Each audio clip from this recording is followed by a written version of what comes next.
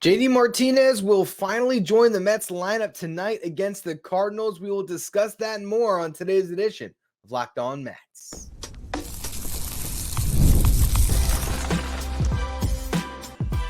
You are Locked On Mets, your daily New York Mets podcast. Part of the Locked On Podcast Network, your team every day. Hello to all you amazing Mets fans. You're watching Locked On Mets, part of the Locked On Podcast Network, your team every day. I'm your host, Ryan Finkelstein. If you want to find any of my work, follow me on X at Finkelstein Ryan. You could also find some of my writing at justbaseball.com, where I work as the managing editor. Today's episode is brought to you by FanDuel. Make every moment more. Right now, new customers get $150 in bonus bets guaranteed.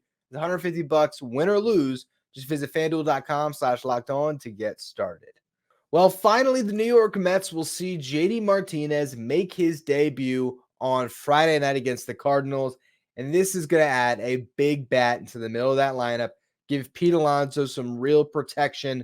I know DJ Stewart has hit really well this season. There's been stretches where the Mets have gotten a lot out of guys like Francisco Alvarez or Brett Beatty that have hit behind Alonso, but none of them has the track record or the pedigree of a JD Martinez. You look at Martinez's career, he's probably not a Hall of Famer, but he's definitely in the Hall of Very Good.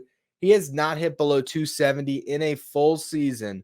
He did in 2020, but excluding that, since his time in Houston, which was before his career really got rolling with the Tigers in 2014. He has been one of the most consistent run producers in the game. His OPS was only under 800 one time, and that was in 2022 when he was dealing with a lingering back issue.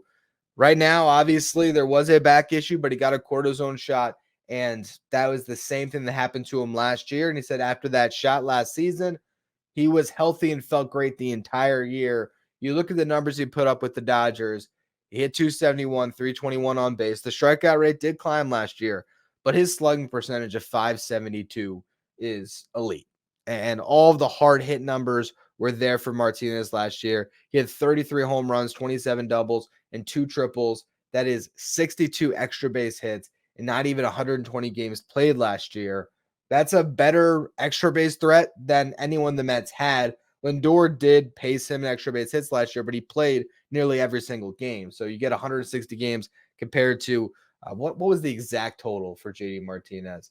I know it was less than 120, but was it 119?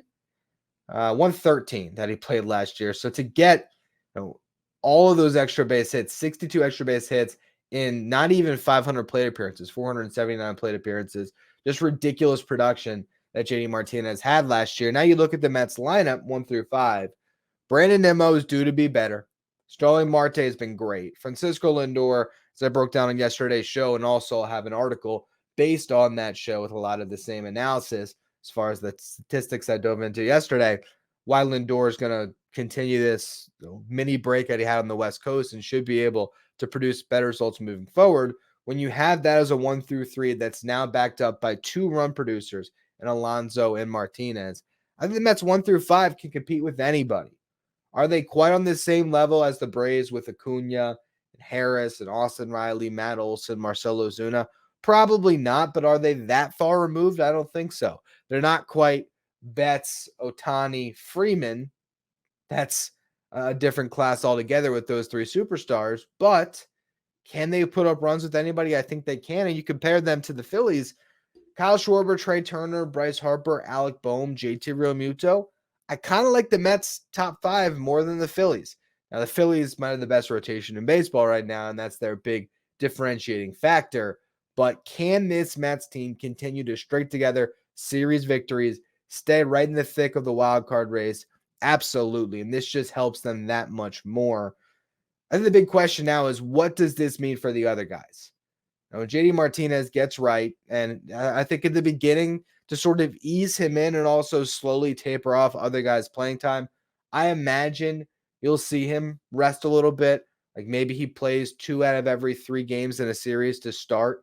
So you get DJ Stewart a day at DH, or maybe you want to get Marte a day still at DH and have Taylor and Bader both get in the lineup. I think they'll do that a little bit in the first couple of weeks, But once he gets into the flow, there's no reason to not have JD Martinez pencil into the lineup every single day at DH. So that does take away some flexibility. Starling Marte is going to have to play the field a little bit more. You're not going to be able to get Brandon Nimmo off his feet. Now, these guys are capable, but that is something to monitor. And I think the good news for the Mets on that front when it comes to their outfielders is they do have the ability now with Tyrone Taylor to give him some playing time and to give Nimmo a day here, Marte a day there, and just try to keep everybody fresh. Tyrone Taylor's been great this season. I think that's, the two guys that I think this is, most curious to affect, or that I'm most curious to see how this affects what happens with them. It's DJ Stewart and it's Tyrone Taylor. And the good news is these guys can become real weapons off the bench for the Mets. And that's what they got to do. They got to just stay ready. They've been doing it in a limited role and having success, but that role is going to get even smaller. Tyrone Taylor's hitting 327 right now. He's got a 358 on base. He has a couple of home runs. He's driven in 13, which trails only Brandon Nimmo on the Mets. He has a 144 WRC plus, which means he's been 44% better than your league average hitter. You can make a case that Tyrone Taylor has earned a starting job for the Mets. But then you got Harrison Bader, who the Mets still want to give playing time to, who's a great defender in center field, who's hitting for a high average, although I think when it comes to the power department, the on-base department, he's leaving something to be desired. But the Mets have just a bevy of options right now. Personally, I'd like to see the Mets get to something of a platoon between Taylor and Bader, where Taylor starts more against the right-handers and Bader is primarily starting against lefties with the occasional start against a righty, because Tyrone Taylor has crushed right-handed pitching this year. Harrison Bader traditionally much better facing lefties. So you could see that as an eventual platoon in center field to keep those guys in the lineup. And again, that would mean that eventually Taylor would be pushing for more playing time than Harrison Bader, which I think he does warrant. And you also, from DJ Stewart's perspective, could say, man, get him a start in left field every once in a while and push Brandon Nimmo into center field. So they're going to really have to figure out how to juggle all these guys. One easy way to clear up playing time for everybody is to just option DJ Stewart, but I don't think that he deserves that. He's given the Mets great at-bats, and I think he is way more of a weapon on that bench than carrying both Joey Wendell and Zach Short. And I talked about this on, what was that, Tuesday show? If I'm not mistaken, I think it was Tuesday's show, where I said, the title was how will all the pieces fit together around JD Martinez? And I believe that it's going to be one of those two guys that gets DFA'd here, Short or Wendell. My preference would be to see Joey Wendell get DFA'd. I don't think that's what the Mets are going to do, though. My assumption would be it's Zach Short, because he's the guy that has been the odd man out on this team. He has not gotten much run at the end of the Mets bench.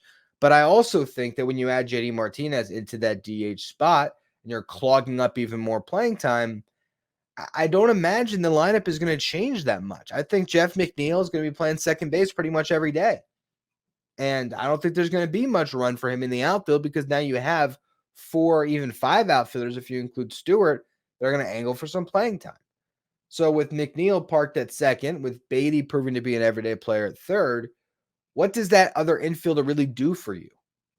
How many starts a week are you committing to Joey Wendell? Because I'll tell you what, I don't think that unless you're giving Beatty a blow, I don't think it makes a lot of sense to have Joey Wendell start at second base and push McNeil to the outfield for any given game, because I'd much rather see Tyrone Taylor get that extra start. So with all of that said, to me, it would make more sense to keep Zach Short because he's 5 years younger. You got team control in him. Joey Wendell was just a free agent signing. I think Wendell's not going to get claimed for the $2 million salary that he has, so you probably are able to keep him anyway and stash him in AAA. Not that Zach Short definitely gets claimed, but there's a much higher chance that a guy making the minimum who has some control would get claimed by a team like the Chicago White Sox or the Oakland Athletics or the Nationals, some team that could just use a body, right? Personally, I think that Zach Short is a better defender, particularly as your backup shortstop on the roster. I'd much rather see a 28-year-old fill that spot than a 33-year-old in Joey Wendell. I think Short's a better defender at third base. He complements Beatty, so when you do want to give Beatty a blow against a lefty, at least it's a right-handed bat that you're sliding into the lineup. I think we've already seen Zach Short lay down a good bunt. So if you need someone on the bench to do that for you, you need a guy to be a base runner. I think he's a little bit quicker than Joey Wendell, a guy that you might not necessarily ask to steal a base, but certainly a guy that you can have come off the bench to go first or third for you very easily and score a run. So I just think that Zach Short is a player that, in my opinion, has more in the toolkit to help the Mets as the last man off the bench that's not going to get much playing time anyway. But Joey Wendell's on a major league deal. I guess they're both on a major league deal, but he was signed on a guaranteed major league deal. He has over 2,000 games played. I imagine the front office still believes him enough that they probably just DFA Short. But personally, if they go that route, I think it's a mistake. So I'm going to be very interested to see what they decide to do with that roster spot. And we will have tomorrow's show to break that down. I do believe I'm going to come on and give you a Saturday show so we can talk about whatever happened in JD Martinez's Mets debut. And that'll be coming against the St. Louis Cardinals. I will preview that series in just a minute. First, though, today's episode is brought to you by DoorDash. Want to make mom smile for Mother's Day? How about you send her some flowers, or you can even shop all the brands that she loves and send her gifts delivered the very same day with DoorDash. Get a thoughtful gift that she deserves with the convenience that you need.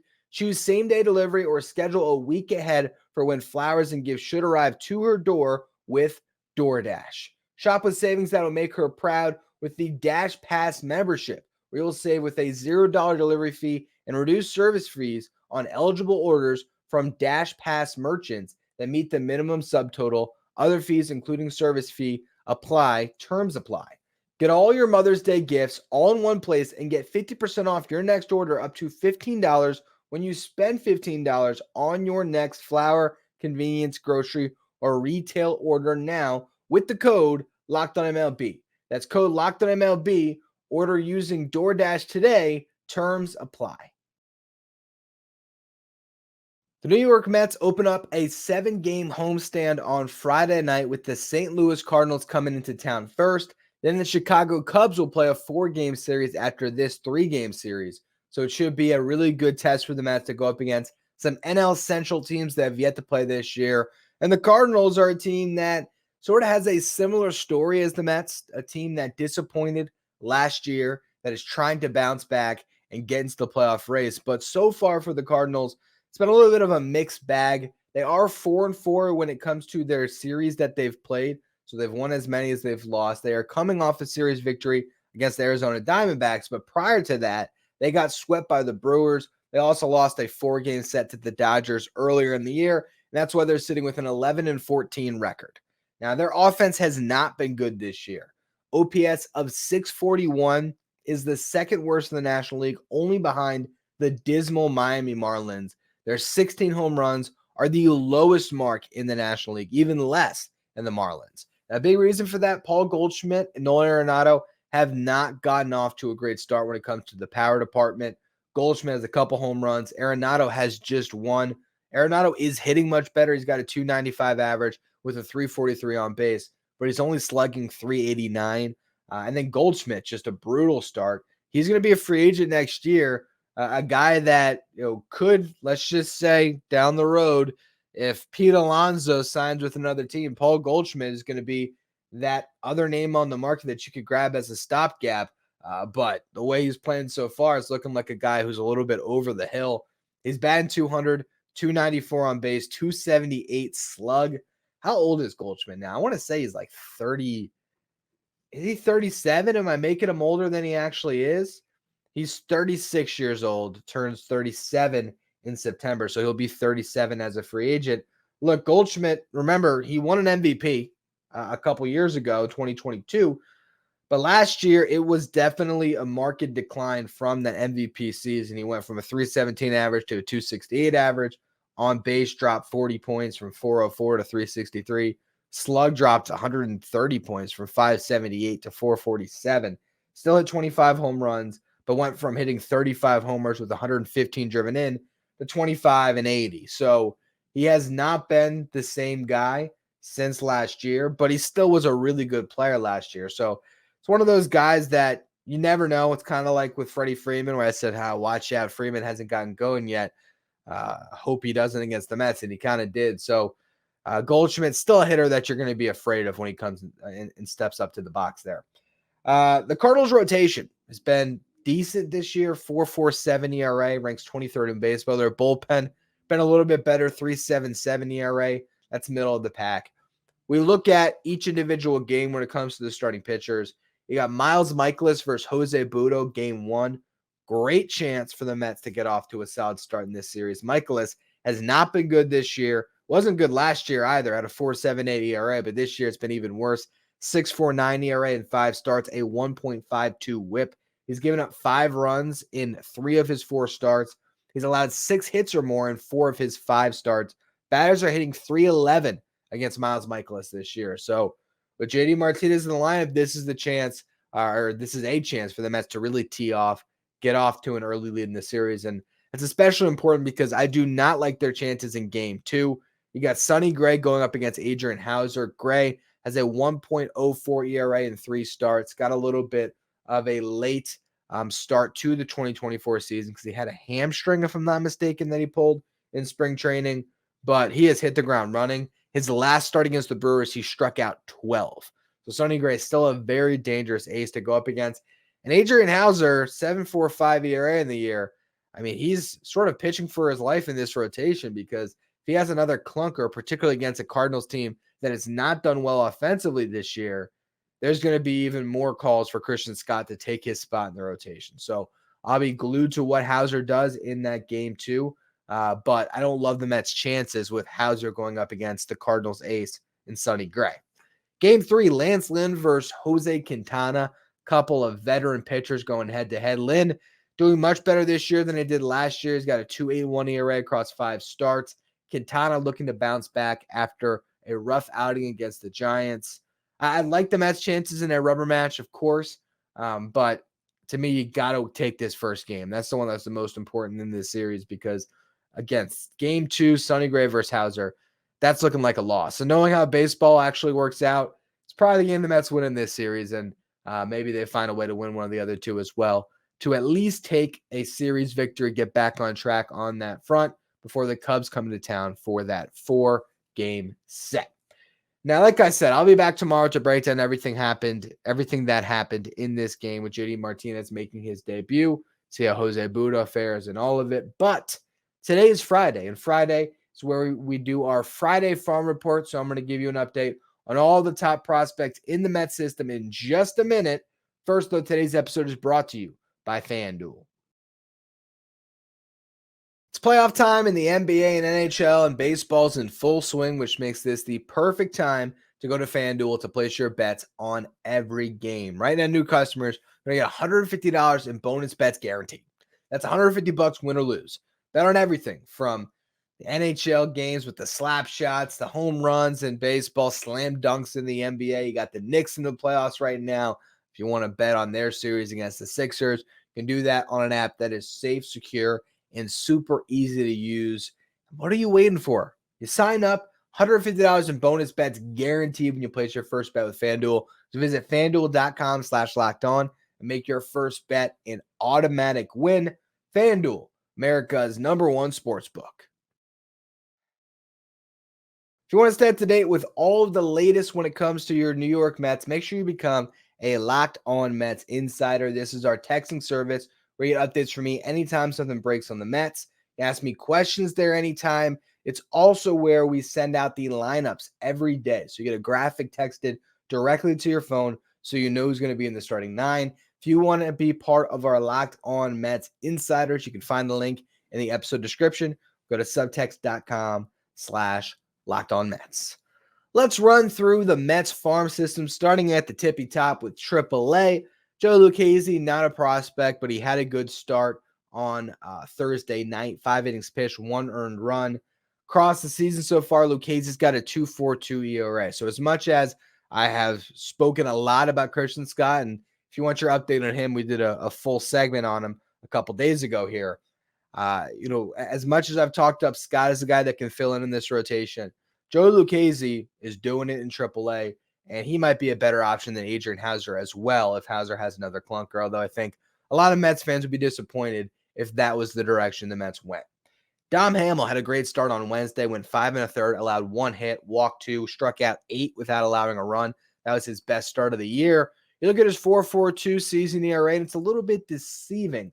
I was listening to the Call Up podcast, which is a prospect show with our company at Just Baseball that I work on the writing side.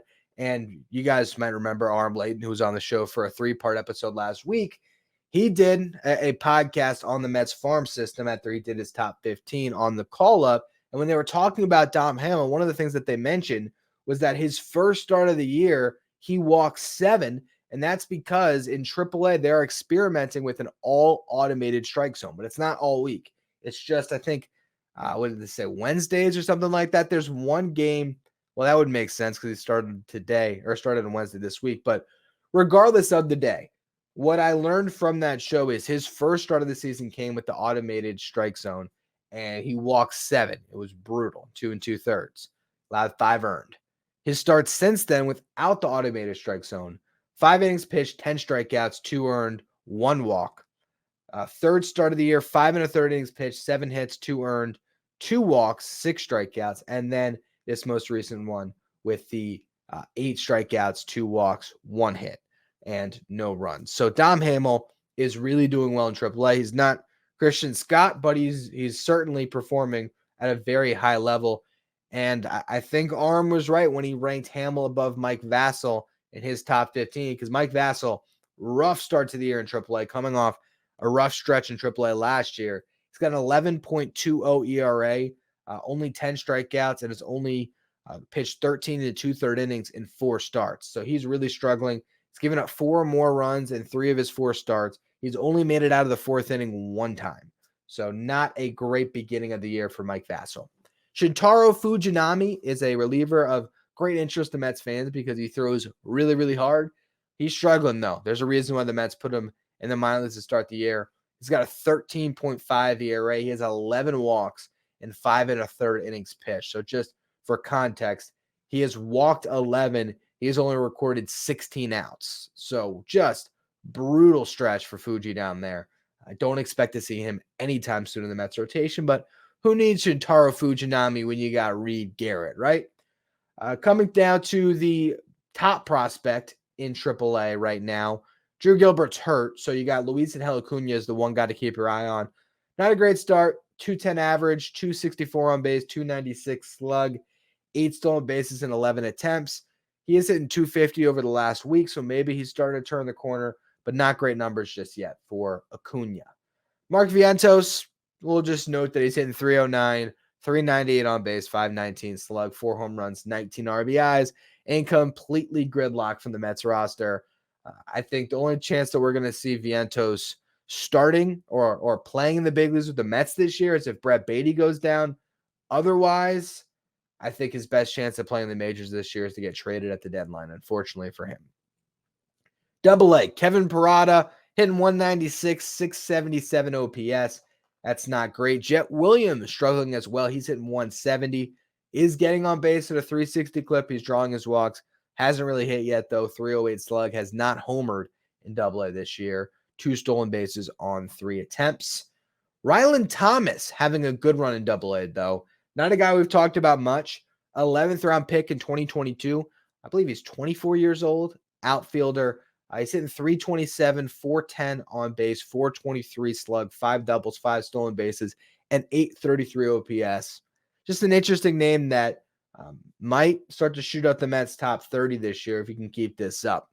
The guy to talk about, though, in Double-A right now when it comes to the hitters is Alex Ramirez. He's hitting 361, 412 on base, 525 slug, 9 stolen bases on 12 attempts, and he's leading the team with a 937 OPS. So a great start for Ramirez.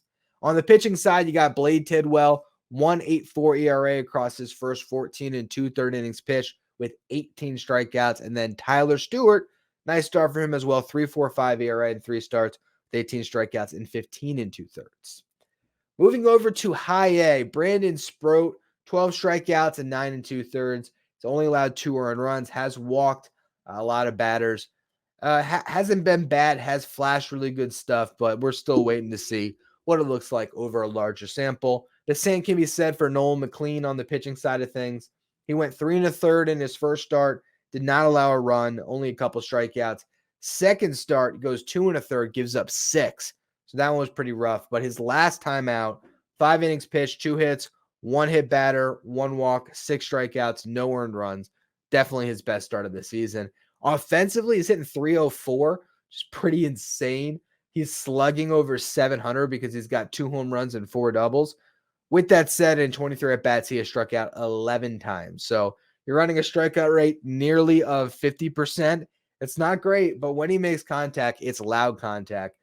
So pretty fun to see a two-way prospect in this system. Doing pretty well at both right now, although he definitely has a long way to go when it comes to plate discipline, and he's still really trying to learn how to be a starting pitcher down there.